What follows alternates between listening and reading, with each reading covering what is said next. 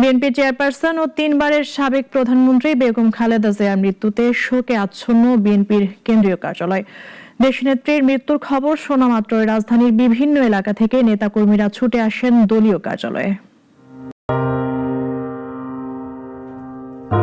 দেশ ছাড়িয়ে খালেদা জিয়ার ব্যাপ্তি বিশ্ব রাজনীতিতে, কিন্তু বরাবরই তিনি এই সবুজ শ্যামল উর্বর বাংলাদেশের সাধারণ মানুষের নেত্রী। পাহাড় কিংবা সমতল সবখানেই ছিল তার বিচরণ। আর আপসহীন এই নেত্রীর মৃত্যুতে শোকস্তব্ধ দলীয় কার্যালয়, যে কার্যালয়ে একসময় আন্দোলনের গর্জনে মুখর থাকত। আজ সেখানে শুধুই হাহাকার আর দীর্ঘশ্বাস। নেতাকর্মীরা ভিড় জমালেও সেখানে নেই কোনো স্লোগান, নেই উচ্ছ্বাস।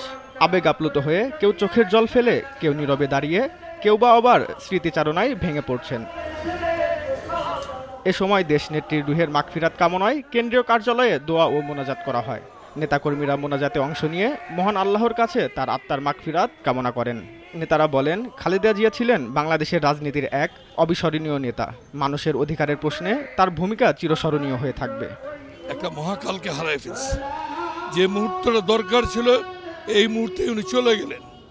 উনি এই দেশে একটা ফ্যাসিস্ট সরকারের যে অত্যাচার নির্যাতন ছিল, উনি ওটার একটা রেজাল্ট দেখে যেতে পারছেন। কিন্তু পরবর্তী সময়ে আমাদের যে সামনে একটা সময় আসতেছে, এই সময়টা উনি দেখে যেতে পারেননি। তবে ওনাকে খুবই প্রয়োজন ছিল। আমাদের একজন অভিভাবককে হারিয়ে ফেলছে। বাংলাদেশের অভিভাবক ছিলেন দেশনেত্রী বেগম খালেদা জিয়া। আমরা অত্যন্ত দুঃখিত। আমার মা কেমনে থাকবো মাটিতে ঠান্ডার মধ্যে। বেগম জিয়ার রাজনৈতিক কার্যক্রম, ত্যাগ আর নেতৃত্ব মানুষের হৃদয়ে স্থায়ীভাবে জায়গা করে নিয়েছে। তিনি আমাদের হৃদয়ে চিরদিন বেঁচে থাকবেন।